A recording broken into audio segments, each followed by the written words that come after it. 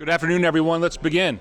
Before we begin, I just wanted to point out the terrific dessert, that tiramisu thing.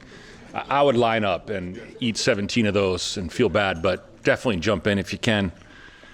I'm Michael Oakes, and I serve as the Senior Vice President of Research and Technology Management here at CASE. So happy you're here today and joined us for the third day of Innovation Week 2023. Remember, the focus of this year's Innovation Week is innovation as problem solving at scale. And I think we're just doing a terrific job. And again, as always, I want to thank all of the staff, Crystal and so many others who've just been, just downright perfect in putting all this together. So we're so grateful. You might know that earlier in the week, beginning Tuesday, we had a terrific keynote by Vladimir Bulovich from MIT's NanoLab.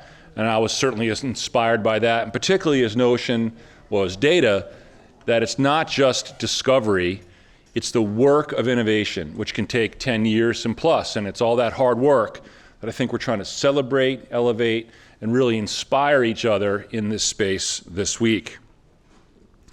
Yesterday we had a terrific panel, of course, from members from NASA, Magnet, and Greater Cleveland Partnership. That was a super interesting discussion about how we're trying to knit all this together. And if you missed any of those conversations, they are recorded and will soon be available online. Today we have another fascinating panel to go on, but before we jump into our panel, we're going to recognize the winners of what we've called the Milestone Awards, and these folks are in the audience today, at least many of them.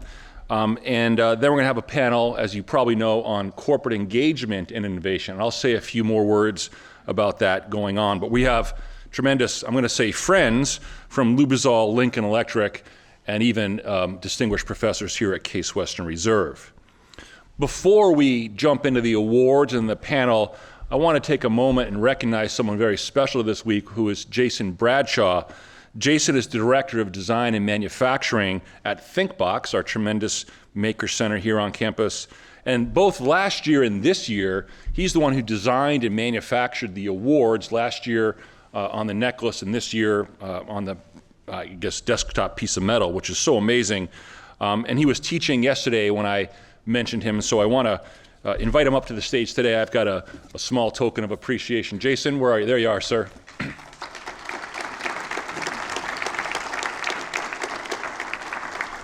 It really is this kind of teamwork that really defines the Case Western Reserve family. So Jason, come on up and take a photo, and a small token. Thank you, sir. Thank you. Great.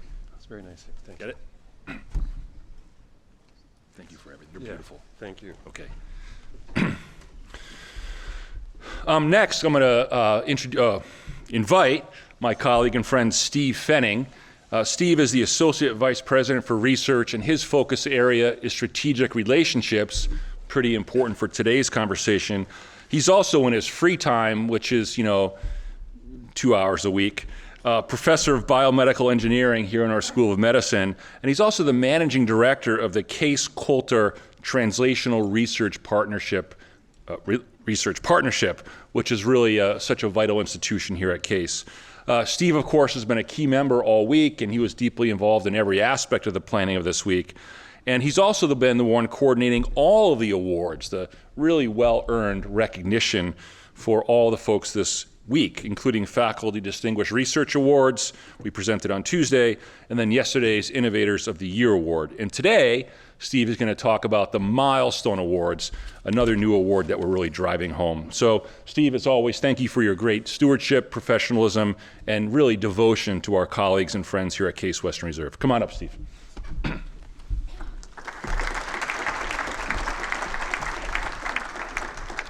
Good afternoon, everyone.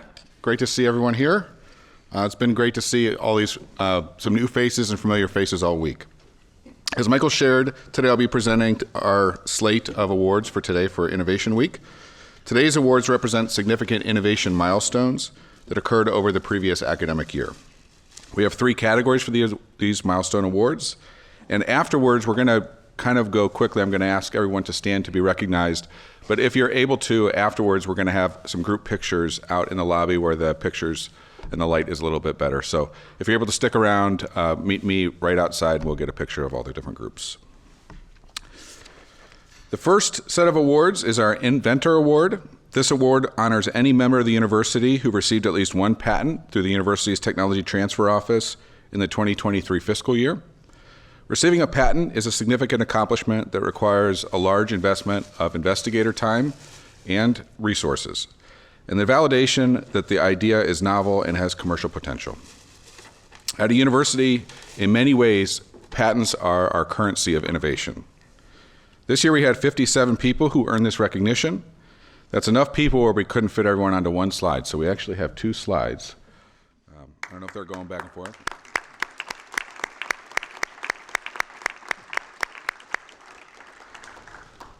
We've invited them here to join us, so for those of you that are in the audience and one of the winners, please stand.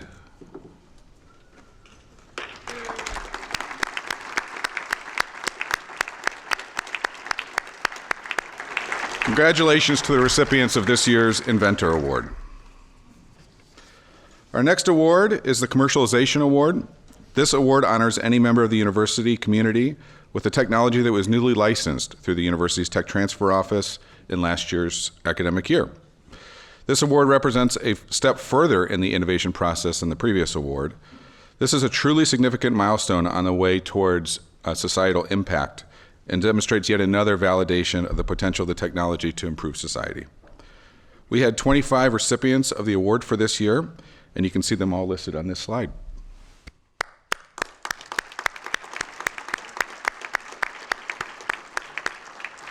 Several of the winners on this slide, not surprisingly, had multiple technologies that were actually licensed. So in fact, this list of 25 recipients represents a total of 45 technologies that were licensed out of the university last year.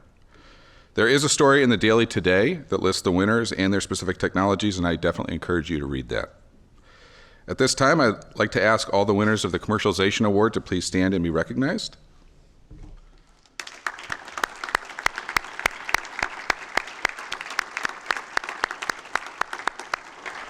Congratulations.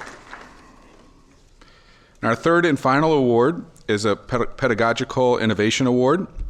This award honors those who really spearheaded new educational programs that were approved by the Faculty Senate Education Committee during last year's academic year. Education innovation is vital to the mission of our university and the development of the innovators of tomorrow.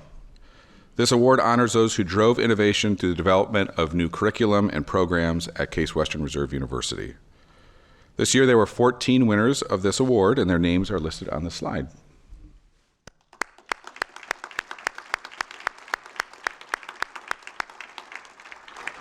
Again, you will find the full list of these programs in the Daily Today, and soon all of these awards will be posted on the website.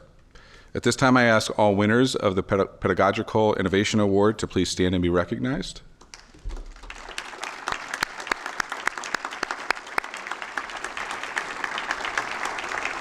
Congratulations. All yours, Michael.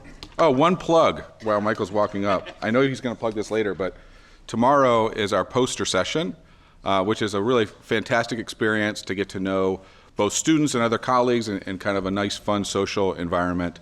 So please try and take a few minutes, even if you can't attend the whole thing, to come and just experience some of it. If you are able to attend a lot of it, let me know. I'm still in search of a few more judges.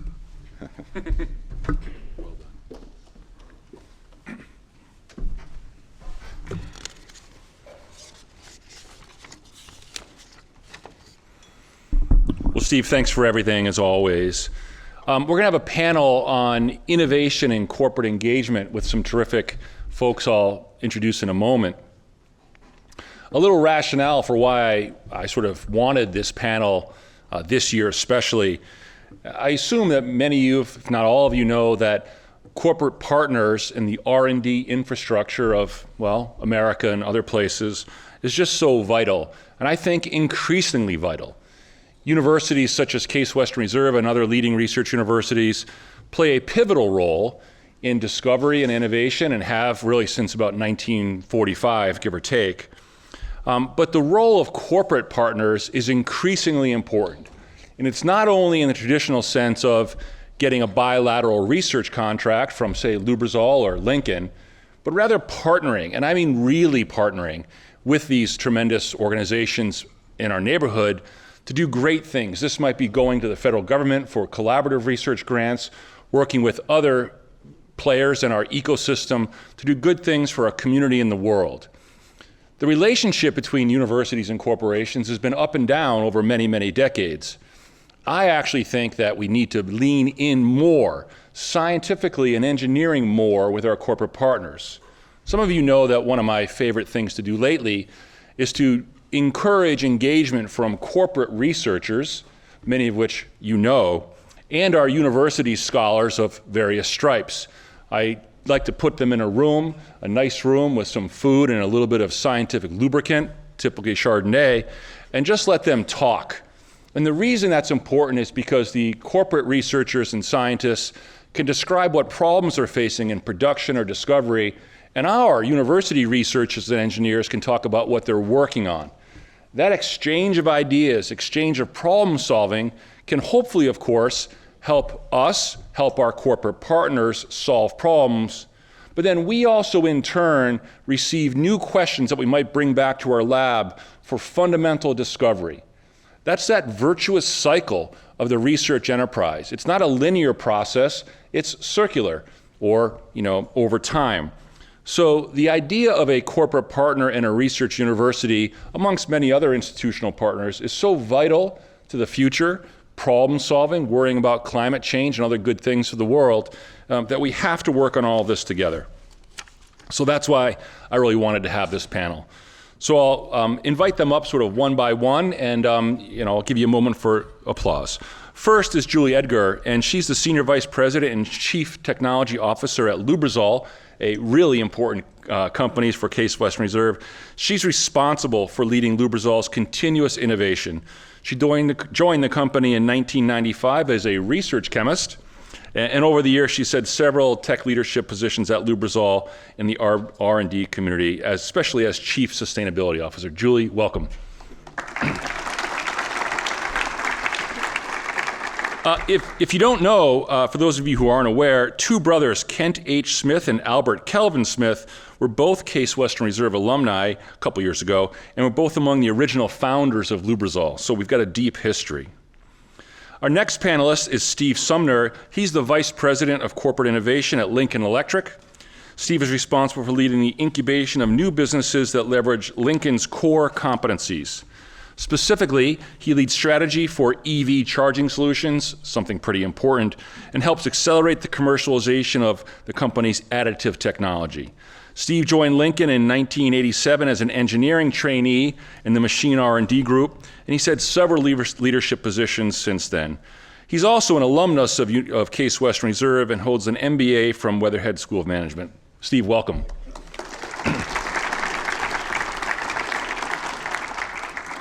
And certainly not least, our last panelist is Rohan Aklokar, I always goof that, the Milton and Tamar Maltz Professor of Energy Innovation here at Case Western Reserve. Rohan's research spans many areas of electrochemistry and electroengineering, and his free time, he's teaching little old me a little bit about electrochemistry, and I'm so fascinated. Rohan was recently elected as a senior member of the National Academy of Inventors. Prior to joining Case, he was R&D. He worked in R&D at the Components Research Division of Intel Corporation. Rohan, welcome. Thanks for joining us. So our goal is to spend about 30 minutes and have a rather organic and free-flowing conversation that I will spur a little bit, but I'd love it if the panelists just talk and share. The basic idea is the role of the partnership between research universities and tremendous corporate partners such as Lubrizol and Lincoln Electric. So with that, I'd like to begin by first asking each panelist, we'll start with you, Julie, what are your thoughts and experiences, good and bad, and especially, if you have some lessons learned, that we can learn from corporate relationships between particularly Case Western, but any university you wish, and the amazing innovative work being done at Lincoln. Okay, so hopefully everyone can hear me okay. Firstly, I appreciate the invite today. This is always great to engage with Case, because we do have a very, very long history with Case going all the way back to our founders, so it's great to see the names around the campus. So we have a long history at Lubrizol. at engaging not just with CASE, but many other academic institutions. In fact, I was it seems like a long time ago now, 28 years, I was a PhD student fully funded in the UK by a corporation that we actually ended up buying at Lubrizol for many years. So, my history with engagement with academic institutions goes back a long way, and I can really see benefit from a personal experience, being a student in that situation, as well as the long tradition we've had engaging with CASE and others. So, as I was reflecting to prep for this, partnerships with universities, and I use the word partnership deliberately, is a key focus area, a key strategy for us in terms of an extension of our internal research activities. We're always under pressure to look at, where are the new spaces we need to innovate? How do we show a return on that? But working with universities who are usually at that cutting edge is a really effective way for us as a company to get insights and learnings as a corporation into new spaces in particular, but it goes much beyond that. So in terms of what works well, we have a long history here with macromolecular science and engineering teams in particular, but in more recent years, we've really been trying to extend that partnership model much more broadly into areas that are of interest for us into the future. A good example of this would be in our life science or beauty and home. We have a life science, beauty and home division. This is a fairly new division for us in terms of going all in on markets, but there's such a history here and expertise at CASE in biological sciences, medical. It's really stretching us to think beyond where our traditional spaces have been. We were talking at lunch. We have a concentration both in the US and the UK at engaging with universities. They're our two big areas. And they are slightly different. And I know universities, and I give Michael and team a lot of credit here to look at, well, what does extending a partnership actually mean? Because up to now, those of you who've had any experience working with universities outside of North America, it's easier to do business in some respects with those, especially in the UK, in terms of negotiating terms, IP.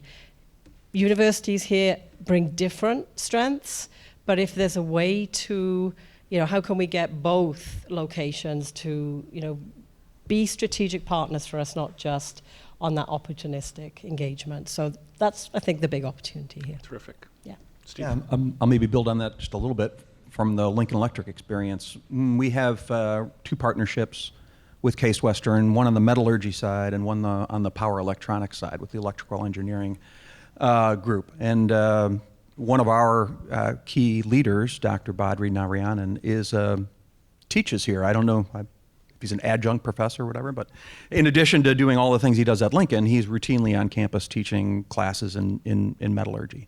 And same on the power electronics side, our chief engineer is always here. The two things that I thought of were obviously a pipeline of talent. We are always looking for good people that have experience, have challenged themselves, have taken on something new and unique, perhaps from the university side, really run that to ground in some material way, so that there's an experience level there that can be immediately applicable in our environment. And the second would be to continuously challenge us on why we do the things that we do, right? I mean, we think we've got it all figured out, and we'd love to have somebody come in and say, well, why is it like that? And half the time in the back of your mind, you're going, well, you don't know anything yet. It's this way because it has to be that way. But the better part of that is to turn around and say, really challenge everything about our thinking by bringing in new ideas, new perspectives, and embrace some of those.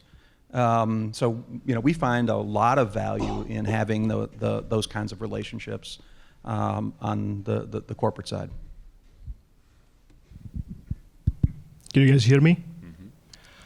So first of all, let me begin by thanking Mike once again for inviting me to serve on this panel. My thoughts are along similar lines as what you heard from Julie and Steve.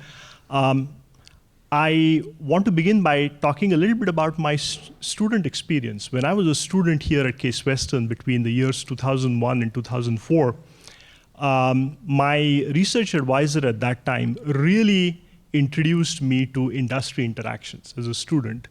My research was funded by General Motors Corporation and Intel Corporation, and it worked wonders because Intel was my future employer once I graduated. They wanted me to come and work for them. But this idea of doing fundamental research, but with a clear connection to practicality, was something that was programmed in my DNA during my student days. And I think that has influenced me most days, I think positively influenced me, even in my academic career.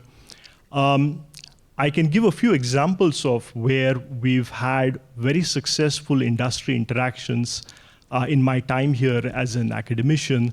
I'm a chemical engineer by training. Most of my research is in the area of electrochemistry, materials fabrication using electrochemistry.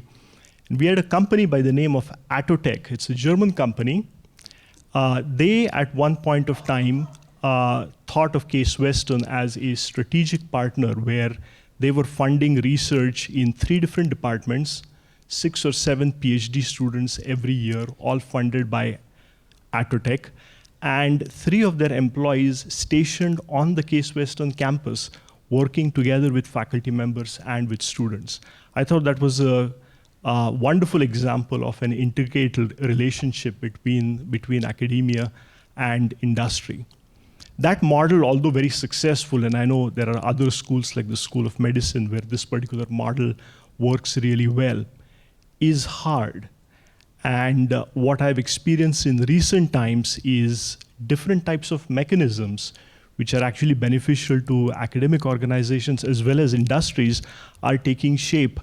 I can give you from personal example, last 4 projects that were funded in my lab from the Department of Energy all have industry partners. In all award selections from Department of Energy, the common theme is a collaborative partnership between industry, academia, and in many cases, national labs. So the nature of interaction is certainly very important, but it's taking different shape, and understanding how we can adapt to the different environment as we go forward is going to be very, very important. Yeah, it's terrific. Julie, I want to come back and sort of pick up, and we'll continue this conversation in all these areas. You were talking about Lubrizol scientists, and Steve, you as well, and then the university scientists. Could you talk about, from your perspective, how you see when you might want to encourage Lubrizol scientists to focus on a project, or when you like to engage university professors, whether Case or anywhere else? Like, how do you see that decision point, and particularly, how do you see some of the frictions that I know and you know impacting that decision to in-source or outsource? Yeah, this is a really good question. It's very timely, actually, because we're just in the midst of a complete strategy refresh as a corporation.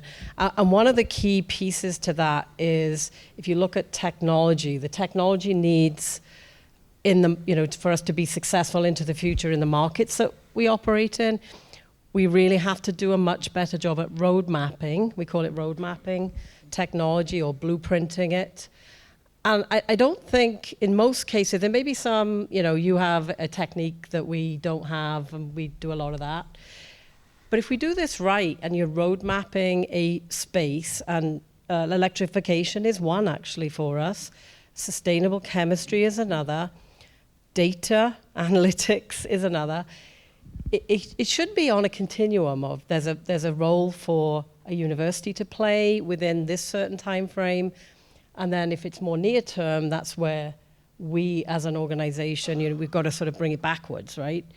We've got to adopt it in-house if it really is something that we need to focus on. So if we do this right, it should be a continuum and it should be aligned, not seemingly we do one thing, the university does something completely different for us. But there's always going to be those opportunities. But there's so many opportunities in the emerging spaces that this is a great time for us to take stock of what are those spaces. And I think for universities, it's really understanding what are those problems that companies are trying to solve for in that future space is really a key dynamic we really need to strengthen. Steve, please. Yeah, I would agree with that. I think we think of it as a bit of a spectrum, which is kind of what you're talking about. I mean, some of that far field type of innovation, which may take a couple of iterations to get through, is perfect on the university or collaborative research side using outside resources. Only 1 out of 10 ideas might actually come to fruition. But then when they get a little bit more near field, and now you're talking about really industrializing some kind of innovation like that, you're going to do that more in-house, it's a perfect time to pull it in because now it's much more clear how much you're going to invest in it, what the expectation is of the return, the outcome of that in terms of a industrialized or commercialized product. So I think it's really symbiotic and across the spectrum that for us makes a lot of sense. Can I give an example? Please, yeah. This is not a case example. It's another university in... As long as it's not OSU, we're it's good. not OSU. It's in a different state. Let's put it that. It's a different state. A university we've had a very deep relationship for on the chemical engineering side. And we just had this conversation last week about they really helped us develop, open our eyes to there's different ways of manufacturing chemicals. It's not all of the pipes because it's very expensive, but can you be more nimble, more agile? We're at the point now where we need to internalize. So the university helped us get there. So that's kind of a handoff or transfer that it's a capability we now need in-house because we're going to deploy it into our manufacturing space. So that's, if we can see more of that alignment or connecting those dots, I think that's where the universities and the companies will win. Yeah. Rohan, pick this up, and also if you could comment on your thoughts as a professor of the role of the university in discovery and maybe what my friend and colleague, the Dean of Medicine, Stan Gersten, talks about as discovery with attitude. How do you see the university's role and then the alignment that Julie talks about? I mean, you're really a role model here. Well, I think in terms of getting a interaction between an academic organization and a company started, I find the initial conversations to be extremely critical. It takes time for a faculty member to understand the problems that an industry is facing. It takes time for the industry to realize that there is a critical mass of professors on the Case campus doing work in a certain area, and if they were to collaborate, this is really the best place for them to collaborate. It takes time for people in companies to realize that. So I think the conversation sort of gets the ball rolling, but there's so much work that needs to be done to begin there and end with an actual interaction, collaboration that is tangible in nature. Identifying a problem that is a bit farther out so that companies don't sponsor research on that in-house, but at the same time, they actually see fundamental science being developed at a university, converted, productized into something that can earn revenue. Trying to find that space is not always easy, and it takes time. So I think conversation, communication certainly is extremely important, and more interactions between faculty members and people from university with some added incentives, as you talked about, Mike, would certainly be very, very essential. And I think once that space is really identified, then the real work begins in terms of converting that idea and overall work plan into a contract, which in itself is not always a smooth sailing. So I think that's maybe a second piece of the puzzle we can try to parse out. But yeah, I think more conversations so that faculty members understand what the real problems are, industries understand critical expertise, and then finding that real problem, which is neither too near term nor too far-fetched, is a challenge and maybe an opportunity. I wonder if you can go even further and talk about your views as a professor and a former corporate scientist for the younger people, the students, and maybe even the junior faculty.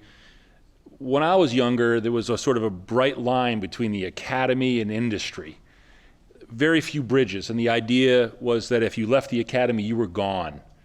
I see this in my role as changing substantially. I've got a couple of kids in STEM programs in college now, and I think it's much more fluid. So I'll start with you first, Rohan. How do you see this role of fluidity between the castle walls, or outside the castle walls of the academy and industry, benefiting certainly the students and everybody else involved?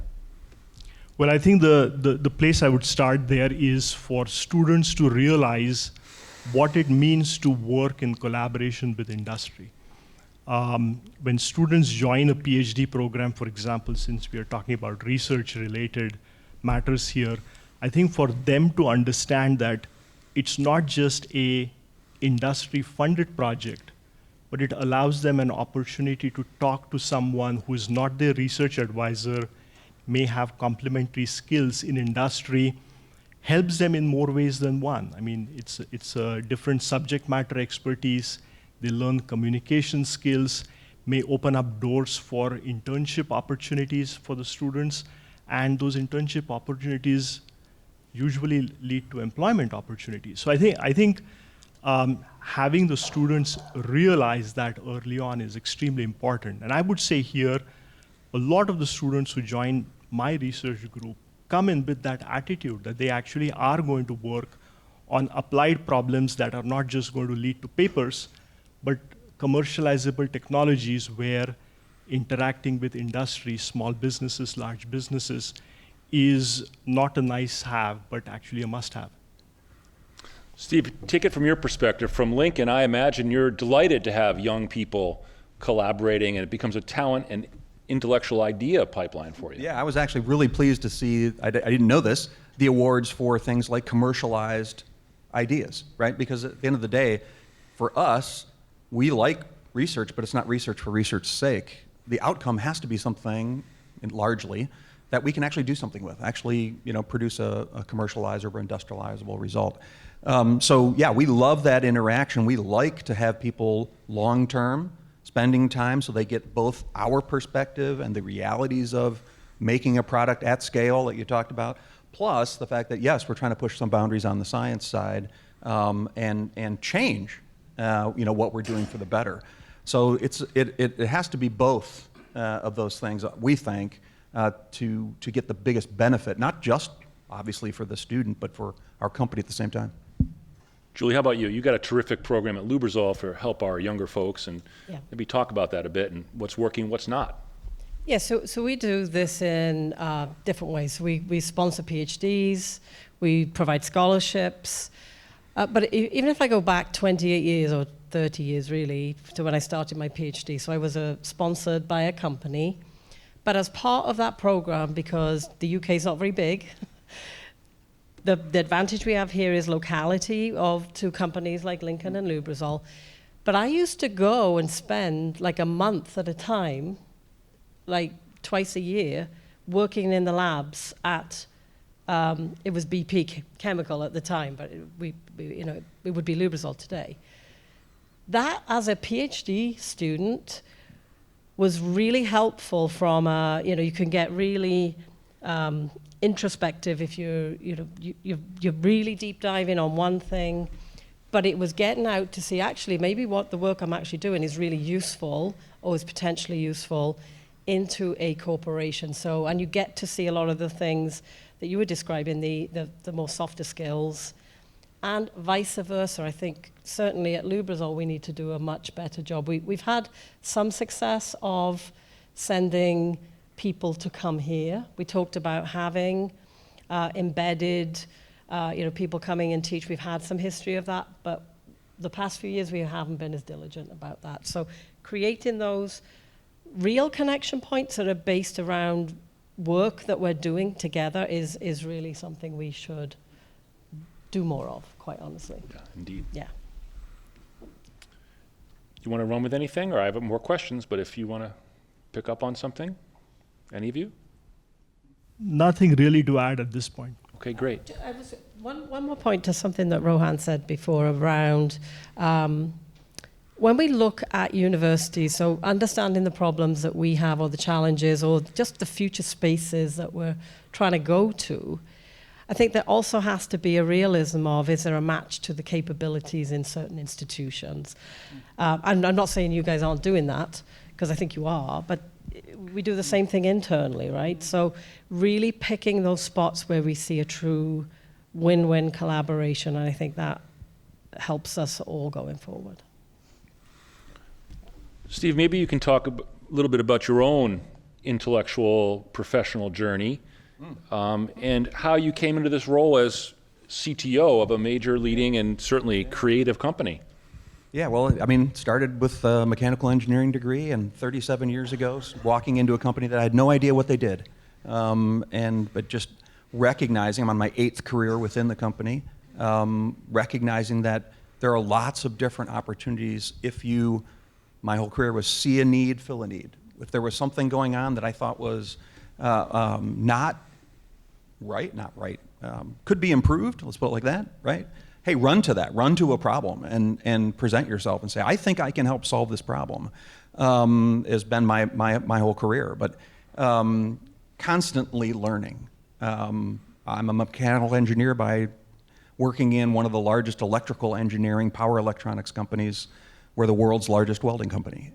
How does that happen? I learned a lot just working, right, on the job training kind of stuff, right? But then I also went back, got my MBA, did other things like that. So it's just a lifelong learning kind of thing. And so my advice would be never stop learning, of course, whether that's in any environment, whether it's a university, national labs, we do a lot of work with there, or inside the company. You mentioned kind of innovation at scale, just to give you guys a little bit of the scale. We are a metallurgy company. We produce steel.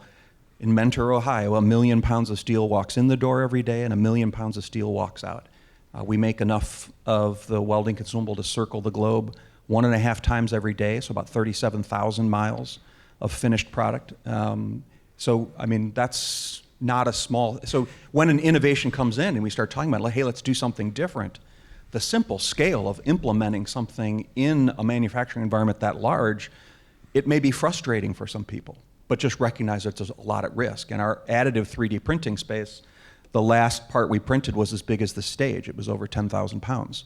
So you think of, wonderful 3D printing, powder, laser bed, all this wonderful technology. We're doing something similar but different, but at a much larger scale.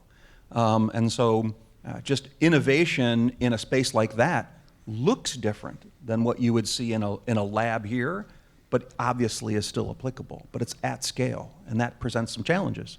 Where, to your point, a student or somebody doing that research really has to understand the scope and scale and limitations of doing something at that kind of scale. So, Steve, talk about an example or two. We had a dinner not long ago with a bunch of others, and I was just floored by the innovative items coming out of your company. Could you give us a couple examples, or one or at least, of some seed of innovation that you observed and watched grow and prosper and now doing its thing, or maybe even failed? How does that look at Lincoln? What's the story of innovation within Lincoln to share with our more academic-oriented audience? Yeah, so I think, again, the additive space is something that it's built on the core competency that the company has, but it fills a massive hole in where the United States has a problem, and that is forging and casting and big metal parts. The production of those doesn't exist in the U.S. anymore, and so largely, and so when really practical things like the U.S. Navy comes and says, hey, we can't get these big valves and cast parts any longer. We have to get them from foreign sources, and that's a problem. It presents an opportunity, and so we just took our core competency and said, we think we have an opportunity to fill that gap, see a need, fill a need, and now at scale, we have 16 24/7 lights out printing cells that are printing, again, things as big as 10,000 pounds for applications that no longer can be done any longer in the United States. And so, we think that it's wonderfully inventive, but at the same time, a very practical application of something. What's the short story of that product, that tool's production? How does it come about, and then how do you shepherd it and make it work? How does it come about? Thinking about our company not as yes, we're a welding company. Okay, what does that mean? But as a power conversion company, not a welding company. We're a power conversion company, or we are an actual materials creation and joining company. So if you think outside the box, quote unquote, things like additive just become a natural extension of you already do this process. Now, if you could modify it slightly, what else could you do? The EV charging thing for us is we're a power conversion company. We take AC power, we create DC out of it. Today, they're welders, but they make great stadium-level stereo amplifiers. They make great vapor deposition machines, silicon wafer growing, all these other spaces. If you think about your company or your space in a different way, a whole new set of opportunities unlocks themselves. And all we did was just really simply apply existing or technology with new thoughts, but then do it in an industrialized at-scale level. Julie, as you know, in fact, as many of you know, I'm driving this broad area of sustainable manufacturing, a really big tent, encompassing tent here at CASE. Julie, could you talk about a story or two, if you wish, of innovation, sustainability, and how it might or should have organized or engaged a university such as CASE in your innovative sector? So something sustainable manufacturing or related, perhaps green chemistry. How does this look at in Lubrizol? Yes, so let me start with the latter. So the whole, sustainable chemistry, I think we've all got to also define that better. What does it actually mean, and is it really sustainable and green? So we have, it, much like Steve here, at our very base, we're a chemical company, right? It doesn't sound very exciting, but we're a chemical company that throughout our history has helped vehicles become cleaner, more fuel efficient, and that will continue into the EV space, right? So looking at, we have a project, we would say it's incubating right now, where it's taking a core competency that we've always had, which is formulating, not just creating the chemistry, but what you do with that chemistry, how do you create products out of it? And formulating is an art and a science. So we looked at that and said, we've got a core competency here, there's an emerging market in heat management, heat transfer. We've always done that, but we've always done it in a lubricating or in an engine, right? But the same principles apply if you know the science. So we have a product that we are currently incubating, actually in partnership with Intel, called Compuzol.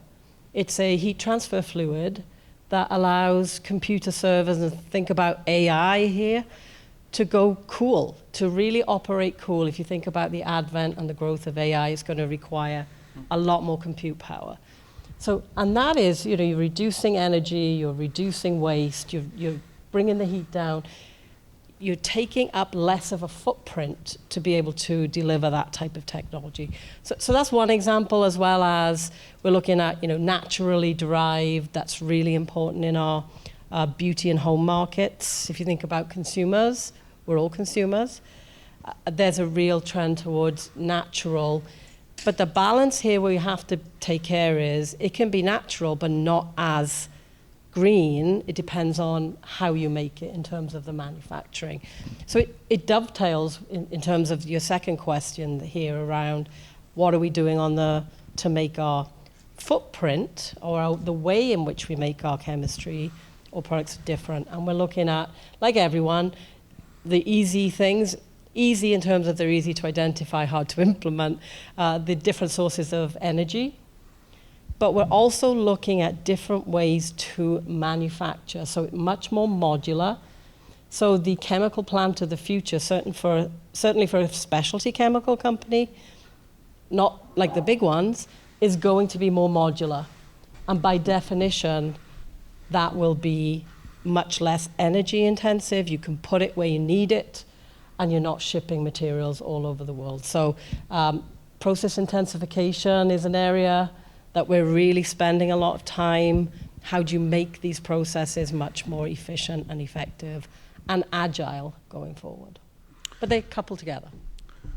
Rohan, I was reading the biography of your future employee, Elon Musk, recently, who was really driving home, at least the biography was driving home, his emphasis on the manufacturing. What our speaker on Tuesday, Vladimir, was talking about, the foundry, which is the scaling up the production, pick any word you wish.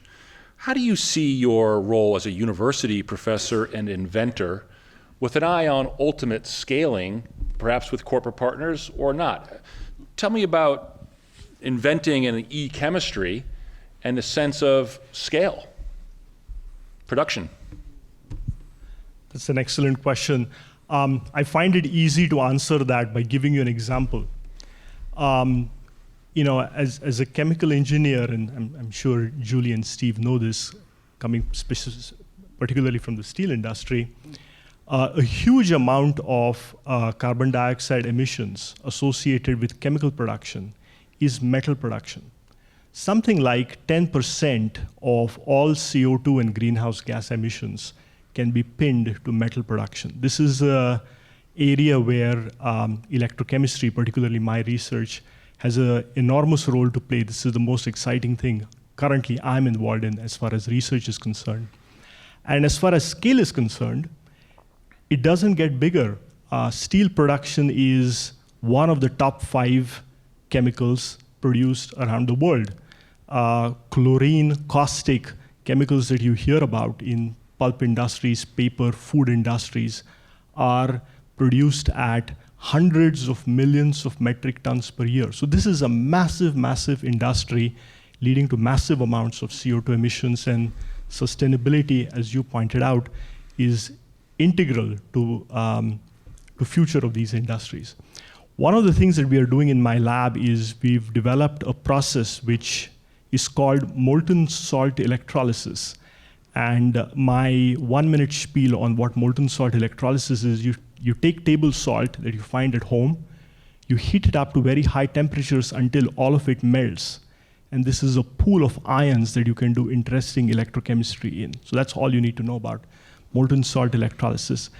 And it can do wonders for you because you can produce metals from this particular medium with process intensification. I'm glad Julie defined what process intensification is, but in an energy efficient way without any CO2 or perfluorocarbon gas emissions, and can really revolutionize metal production, which has been a hallmark of the industry in the Cleveland area. So the invention begins with a prototype development in a lab. It's not going to be hundreds of millions of metric tons. It requires, for it to really have an impact on industry, it requires collaborations.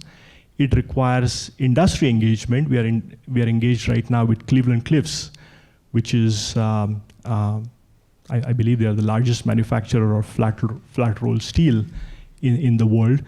And it requires a long-term engagement because from invention to commercial implementation is a time constant, very different than developing an app. You're talking about 10 years, 20 years sometimes even a lifetime. So that's an interesting area, and an area where not only there is a huge opportunity for revolutionary product development, but it could actually change the world in some sense. And industry engagement is vital, essential for making that happen. Can I add something to that? So I had no idea you were doing that. So you asked before about where does an industry and the handoff, or we are also looking at eChem, but the timeline for us, quite frankly, is way too long. So it's one of those things that we're currently, just being totally honest, it's under scrutiny of, is this something we should be doing, or should we really be? So we should have a conversation. Successful meeting. Yeah. I tell my students electrochemistry solves a lot of problems, but not all problems. Yeah. So I think the timeline argument is certainly important. I mean, some technologies are blue sky and out there, and may require more time, and others which industry is looking for quick solutions may not exist. It's been terrific. I want to now sort of excuse myself from these questions and invite our audience to ask questions of this terrific panel. Well, let me just first thank them all. Julie, Stephen, Rohan, thank you so much. There are microphones on either side of me, give or take, and so please come up and ask questions of this terrific panel. And I know that Julie's got to get to another meeting soon, so I want to be very respectful. Questions, please. Great. Thanks, Joe. Really cool stuff. You touched on a couple common themes, or a single theme that was commonly throughout. The value of sort of experiential learning or putting yourself in another position. Julie, you said when you were a student, you got put at the old BP plant or whatever, and Rohan, you came from Intel. We do that for our students. We're doing it more. We also do it as faculty, right? We'll have sabbaticals. Do the corporate worlds ever take their scientists and say, hey, we're looking for so much from our federal labs and from our universities, why don't we send some of our people for a couple years over to be in CASE or to be in that, because lifelong learning matters, and then they can get a feel, so maybe they bump into Rohan and say, hey, have you thought about scaling this now, et cetera? Is there a mechanism that's in play at industry? Yeah, I think we've done that we probably used to do more of that in the past. The university, who shall remain nameless, who's in Pennsylvania, we actually had we have a corporate fellow program. We had one of our fellows used to spend 2 days a week in the university. We were talking with CASE about doing that just before COVID, but then everything went to pot on both ways. So it's certainly something we're open to, especially in the right spaces. So I think there would be benefits to doing it. And it's so close.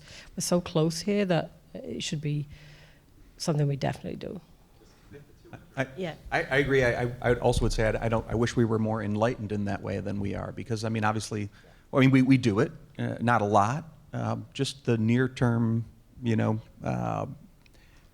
need to produce a result sometimes doesn't lend itself well all to that. But I wish we were more enlightened and did more of it, because quite frankly, we would get more of a benefit, I believe. And Joe and I have talked about this terrific question. I think there's also an opportunity for shorter term mini sabbaticals, maybe come over for 2 weeks or just learn about, just to engage. I think it's also really great for the university to hear. So terrific question, Joe. Thank you. Please. Hello, my name is Cameron. I'm an undergraduate senior here. I wanted to ask about, you were talking about sustainability. I really appreciate you talking about that, because talking about scaling things up, I think that's really important with that university, that innovation there, and then bringing that to the corporate end. I'm curious, on the large-scale production side, when you make these changes, there's a huge consideration of safety, especially when you're talking about chemicals, refining, or steel production. I'm curious how you, on the technical side, balance that idea of safety and perhaps the more urgent adoption of more sustainable technology. We have on the steel production, consumable production side, we've got 48 factories. So one opportunity is to say, hey, we're going to implement a new technology at a particular location. We're not trying to scale it across the whole organization. Let's really understand it in this small incubation space, right?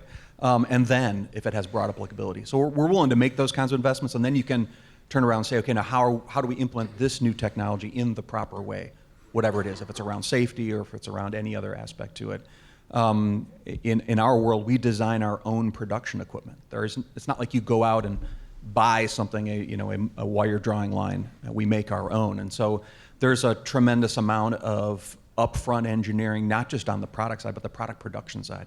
And to do that at scale, you have to take like a whole factory and do it. But that's one strategy to do it that we found valuable. Yeah, on the chemical side, you're right. So the way we do it today is we have a whole process safety team. Before, we'll look at the safety in the lab, how it scales into a pilot scale, and then how you ultimately scale it in the plant. And that's the traditional way that we do that. However, if we're successful at implementing more intensified, smaller, it should actually be inherently safer, because you have less chemical going through there. It's a much more efficient process by definition.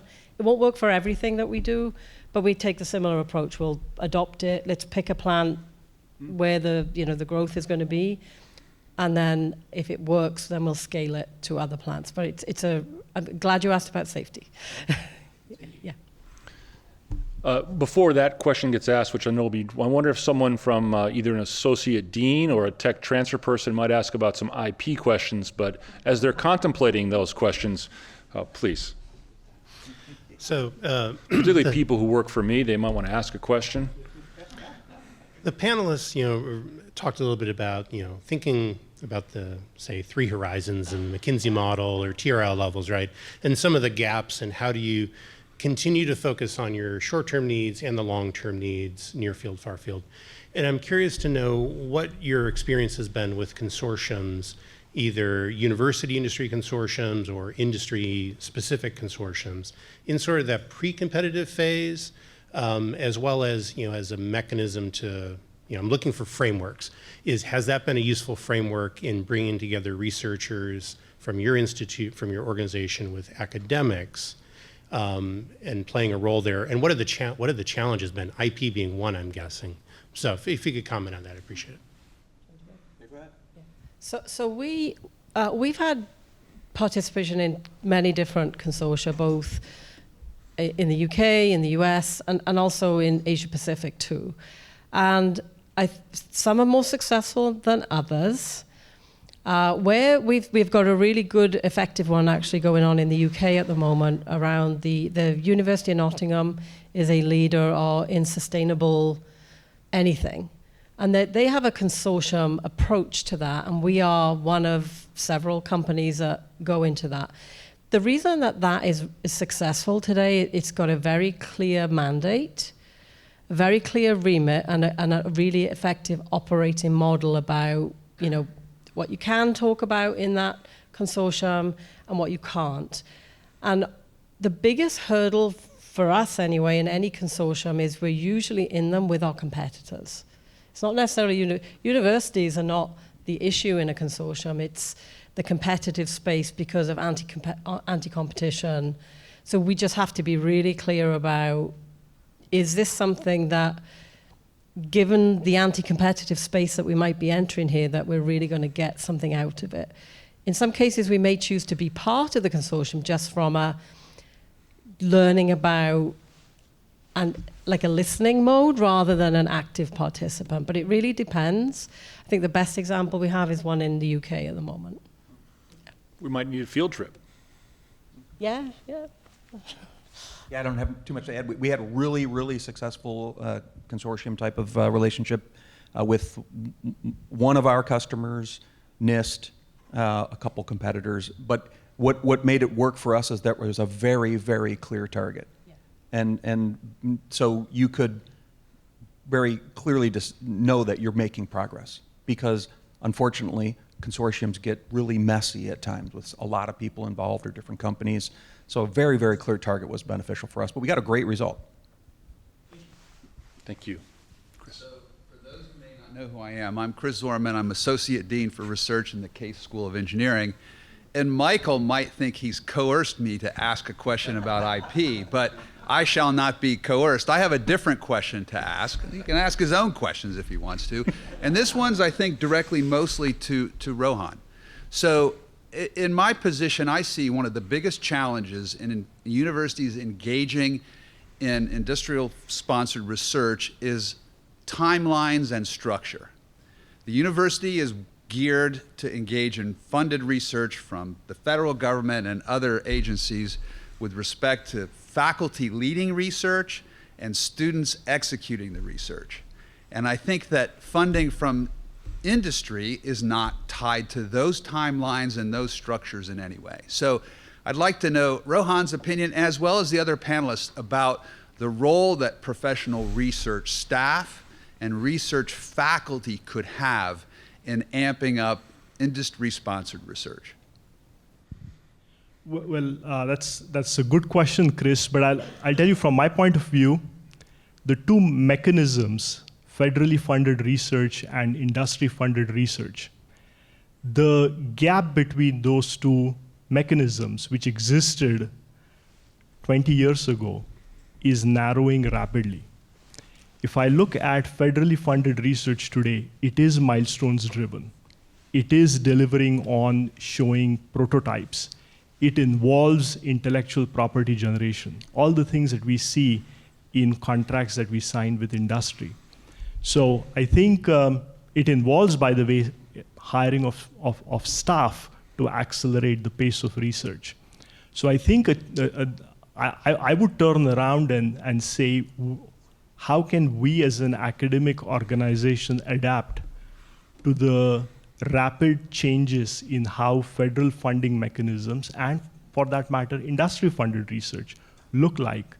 The earlier question about consortia, a lot of federal agencies are going towards the consortia model. We can't wait and be left behind.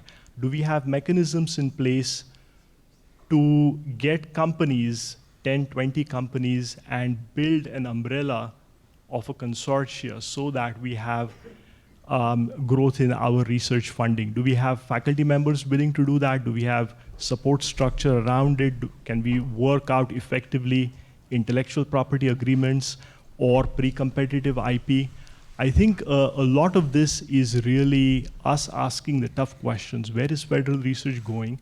And can we really adapt to the rapidly changing nature of federal research? But in short, I don't actually think that the two mechanisms of federal funding versus industry funding look drastically different. There are differences, but not to the extent that existed 20 years ago. Pretty great. It's a good enough question, Professor. Yeah, the reason I brought it up is because oftentimes student-engaged research requires publication, but industry-sponsored research doesn't. Research staff and research faculty may not have the same obligations to meet that. So that's where I was going on that one. Yeah, I mean, again, there I would say I've seen industries receptive to the idea of students publishing, and I've seen federal agencies prioritizing intellectual property protection over publications. So, please. Thanks for coming. My name is Dominic Duran, professor of biomedical engineering, been there for a long time. And a lot of our students are going to companies like Medtronic, Boston Scientific. And every year we struggle to figure out what courses do we teach. We don't really know about how to train our PhD students to go to the industry. We don't really do anything special. And we're sort of floating, and then we don't really know. So I wonder if you have any advice for us as to, should we have a flexible core? Should we have some basic material in a particular area? Should we have specialized courses in some specific areas? What's your view on that? That is a very timely question, actually. So when we look at, we're always going to hire the specialty, right? If we need a chemical engineer, we need chemical engineers. I think what would be helpful for us as people come into the company more and more is the additional skills or being conversant in things like data. We keep hearing data. Some of those skills we've got to be, it isn't just the responsibility of a data analyst anymore. How do you know, and Luba's always saying everybody has to become literate in how the application, at least, of things like data analytics. So maybe some of those wraparound courses that are real foundations that companies are now looking for, and we can, quite frankly, we need to do a better job of telling you what they are. That could be the differentiator, because we're always going to need the chemical engineering, well, we are, and chemists. Yeah. But what else? It's not robotics, automation. How do you automate chemical processes? It's a lab of the future type thing. So that type of thinking, it's the emerging space, not just the core science. What about the soft skills, Julie or Steve? Yeah, we're always looking for engineers who can actually interact with other people and actually can, be on a project and get a result. Not always required. The other thing I would say is sometimes actually taking something from theory to actual practice. Yeah. I mean, when I was in engineering school, you had to go into the machine shop, you actually had to make something, right? I don't know that we do all that anymore, right? But going from theory to actual practice, applied science, whatever you want to call it, I think is huge for us, because it is a what have you done for me lately kind of industry. It's profit driven. We have to get a result, and sometimes just the high theory type of stuff, it doesn't work for us. We need to actually make something. And so teaching more of that, how do you take something from an idea into actual practice, I think would help. If I can add one more thing to it, changing curriculum is a can of worms I typically don't like to open until absolutely necessary. It's not always easy to do. Codifying what industry actually looks for is hard, because different industries look for different things. The most effective thing I find as a faculty is to get students to do internships before they graduate. Wherever they go, they'll interact with people in industry, they'll pick up things when they come back. They are a changed individual when they come back. And some of that, I think, rubs into them and stays with them long term. So I find that to be the most effective way, is to just send them to the other side of the fence. Take every intern we can get. Thanks.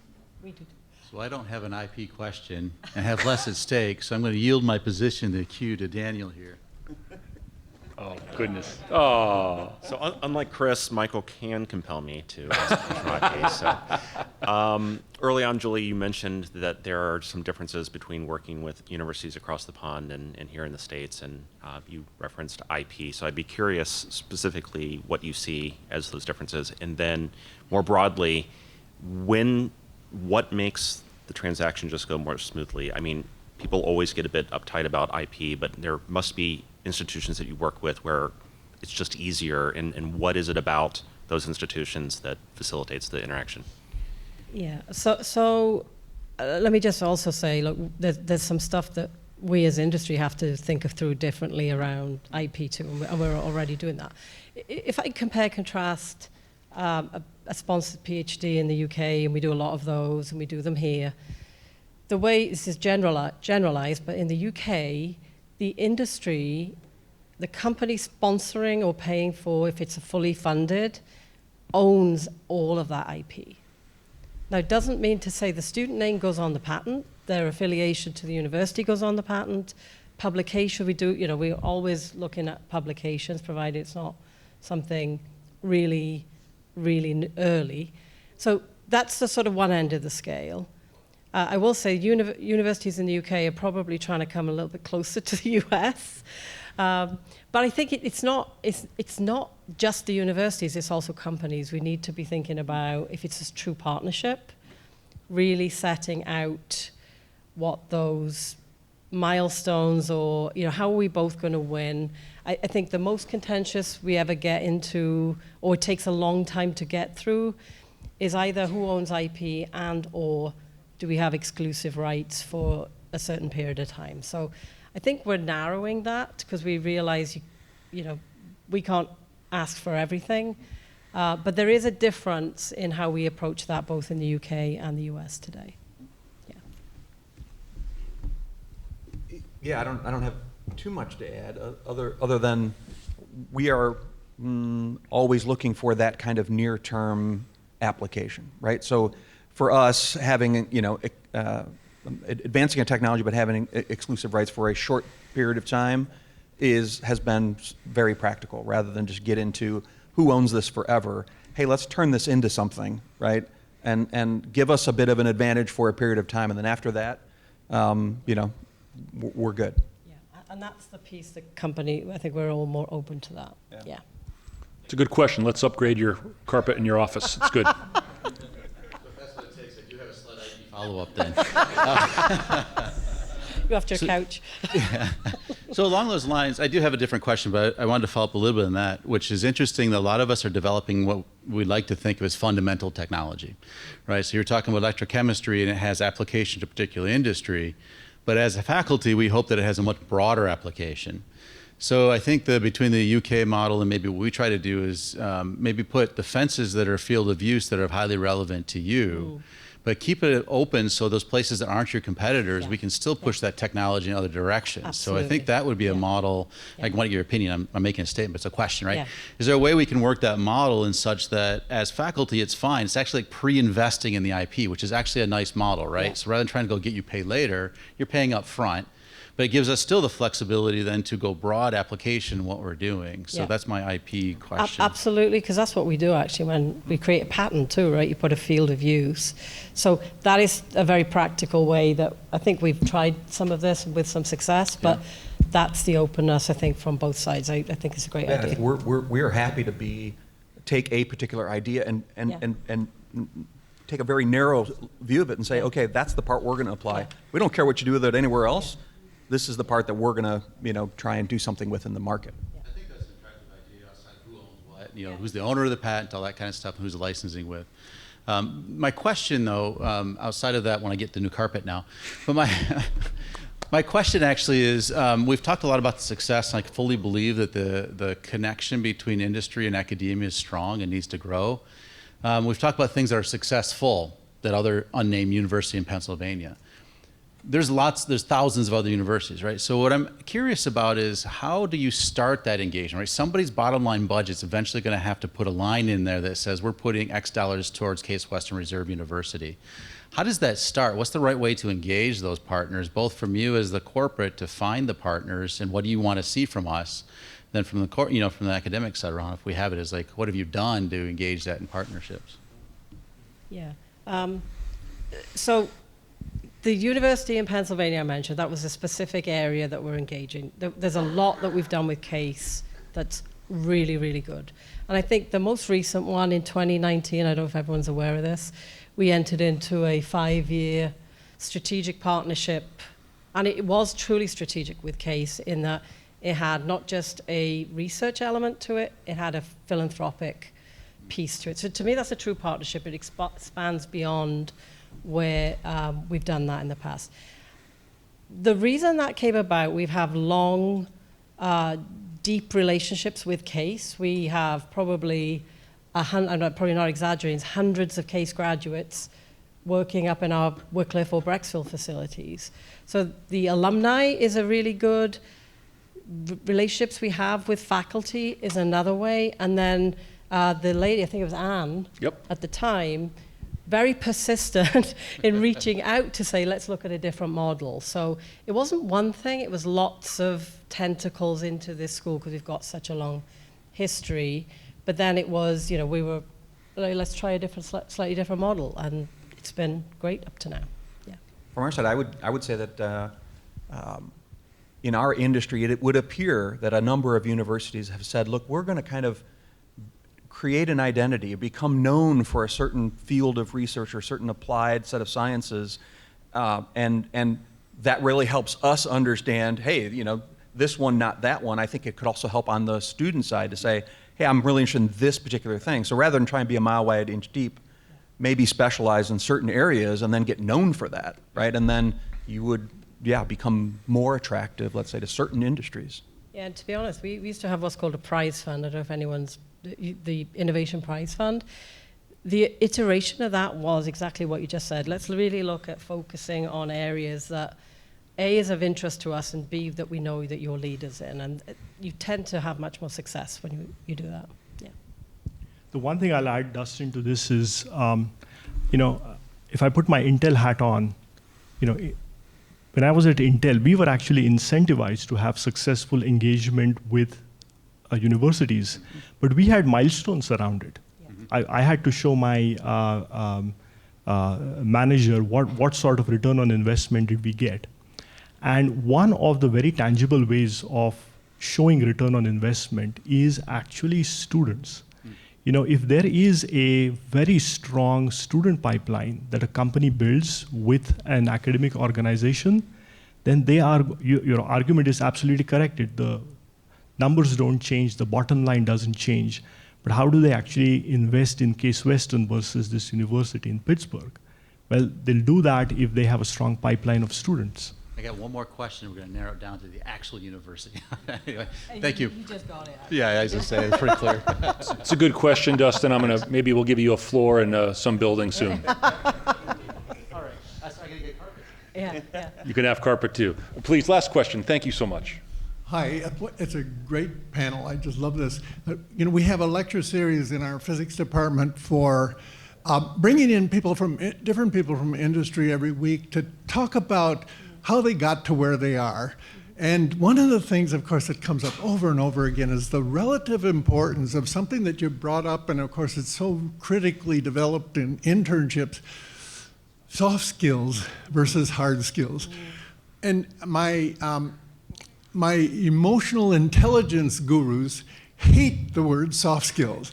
And they tell me, don't use that, don't do that. And of course, the point that they're making is that their research shows, and I'm wondering if you guys kind of feel that this is, confirmed, mirrored in your own experience. Research shows that you're twice as likely to lose your job, to get, shoved out, because of your inability to work together, cooperate, have work in committees, come to decisions, get along, oh heavens, compared with your technical skills, which are indeed really important, and you've been highlighting them and so forth. But does that resonate?